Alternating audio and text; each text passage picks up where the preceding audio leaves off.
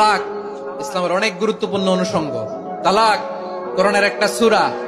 কিভাবে তালাক হবে না হবে আমাদের ফোকাহায়ে ইকরাম, আমাদের আকাবেররা সব বলে গিয়েছেন, সব জানা। আপনি হয় এটা মানবেন নয় ওইটা নিয়ে বাহাসের দরকার নাই, ওইটা নিয়ে মারামারির স্থান ইসলামে নাই। আওয়াজ করে বলেন ঠিক কিনা? আমার কলিজার টুকরা পেকুয়ার ভাইরা মাশাআল্লাহ এখন অনেক শান্ত হয়েছে। বলেন আমরা কয় উম্মাহ? এই যে শাহাদাত সাব্বাবা আঙ্গুলি উপরের দিকে উঁচু করে আওয়াজ করে বলো আমরা কয় উম্মাহ?